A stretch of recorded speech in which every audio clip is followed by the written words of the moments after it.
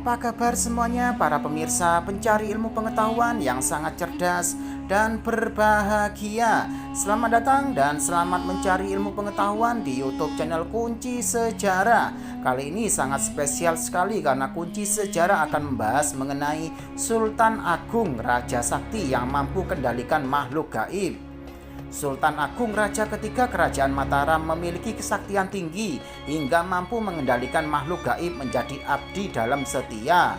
Raja yang memiliki nama lengkap Sultan Agung Hanyokrokusumo ini mampu menjadikan Mataram kerajaan terbesar dan berpengaruh di Jawa dan Nusantara pada kurun waktu itu. Sultan Agung yang lahir di Kota Gede, Yogyakarta pada 14 November 1593 silam juga mempunyai kisah mistis yang menarik. Sebelum menjadi raja, Sultan Agung memiliki nama Raden Mas Jatmika dan terkenal pula dengan sebutan Raden Mas Rangsang. Sosok yang menggetarkan tanah Jawa itu merupakan putra dari pasangan Prabu Hanyokrowati dan Ratu Mas Adidyah Banowati, putri dari Prabu Wijaya. Sultan Agung naik tahta pada tahun 1613 dalam usia 20 tahun. Dengan pengaruh dan kesaktiannya, Sultan Agung berusaha mengembangkan Islam di Pulau Jawa dan daerah yang ditaklukkannya. Sesuai babat tanah Jawi, saat menjadi Raja Sultan Agung mempunyai seorang abdi bernama Jurutaman. Abdi dalam ini konon dulunya adalah manusia, namun akhirnya berubah wujud menjadi siluman dan mempunyai kesaktian mandraguna yang istimewa dan sulit dikalahkan. Tempat tinggal abdi dalam istimewa Sultan Agung ini berada di tengah hutan belantara, tepatnya di kawasan Tunjungbang, wilayah Kesultanan Mataram. Jurutaman itu dulu adalah abdi dalam Kanjeng Panembahan Senopati, kakek Sultan Agung. Dikisahkan bahwa Panembahan Senopati saat itu mendapat telur lungsung jagat dari Kanjeng Ratu Kidul atau Nyi Roro Kidul untuk dimakan. Telur lungsung jagat itu berkhasiat membuat tubuh kuat dan panjang umur. Namun Panembahan Senopati tidak langsung memakan telur pemberian Ratu Kidul. Penguasa pertama Kesultanan Mataram ini justru membawa telur itu pulang istana. Sesampainya di kediamannya, telur itu diberikan kepada Ki Jurutaman, abdi dalam yang sangat setia dan saat itu dalam keadaan sakit keras. Panembahan Senopati menyuruh Ki Jurutaman memakannya agar sembuh dari penyakitnya. Begitu memakan telur lungsung jagat, Ki Jurutaman langsung sembuh dari penyakit yang diderita. Namun ada yang aneh, karena Ki Jurutaman berubah menjadi raksasa dan memiliki kesaktian yang hebat dan berumur panjang.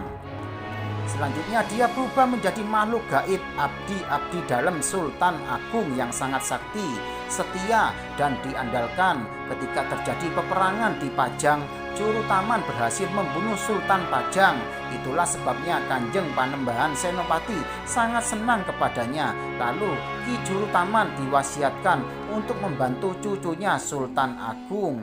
Karena kesaktiannya itu, Jurutaman selalu mendapat kepercayaan dari Sultan Agung untuk melaksanakan tugas penting. Suatu ketika Sultan Agung bermaksud akan pergi ke Banten, kerajaan yang belum ditaklukkannya. Dia ingin melihat dari dekat wilayah bakal medan perangnya ini. Karena itu kepergiannya haruslah diam-diam, tidak diketahui orang. Sultan Agung memanggil Jurutaman dan bermaksud menggunakan kesaktian abdi setianya ini untuk tugas rahasia itu. Setelah sembah hormat dengan cekatan, Jurutaman mengangkat singgasana lalu membumbungkannya ke angkasa, sementara Sultan Agung masih duduk di atasnya. Dengan masih bersinggasana ini, Sultan Agung melesat ke angkasa secepat kilat menuju kerajaan Banten. Sungguh takjub Sultan Agung dengan kesaktian abdi gaibnya ini, karena dalam waktu sekejap saja telah sampai di angkasa kerajaan Banten. Dari atas, Sultan Agung dapat dengan jelas melihat kerajaan-kerajaan di jauh sebelah barat Mataram ini tanpa diketahui oleh siapapun. Ketika itu, di Istana Banten sedang berlangsung pertunjukan wayang kulit dengan meriahnya. "Turunkan aku ke bawah, Ki Jurutaman," perintah Sultan Agung tiba-tiba. Aku ingin melihat wayang Banten, apakah sama dengan wayang Mataram? Begitu titah raja yang agung ini. Kemudian Sultan Agung diturunkan Ki Jurutaman di pendopo istana itu. Sultan Agung masih tetap duduk di singgasananya, sementara Jurutaman dengan wujud gaibnya berjaga demi keselamatan sang raja junjungannya. Mendapati seorang priayi yang hadir tiba-tiba di tengah pertunjukan wayang. Orang-orang yang ada di pendopo itu terkejut dibuatnya. Mereka heran bagaimana cara datangnya priayi ini, apalagi kedatangannya disertai bau harum bagai wangi gunung bunga. Dan yang lebih mengherankan lagi, priayi ini masih duduk di singgasananya dengan segala kebesaran seorang raja. Serta merta yang hadir menunjukkan muka kena pengaruh wibawa dari wajah Sultan Agung yang bersinar bak rembulan. Raja Banten pun datang dengan sikap sangat hormat dan serta-merta menyatakan baktinya, sehingga Sultan Agung menaklukkan kerajaan Banten tanpa peperangan. Karena merasa rajanya akan aman di tempat itu, Jurutaman pergi menemui teman-temannya bangsa siluman di negeri Banten.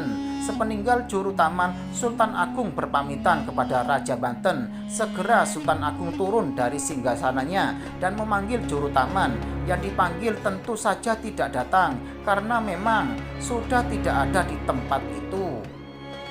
Sultan Agung merasa khawatir, meski sudah memutari pendopo itu, Jurutaman tetap ditemukan.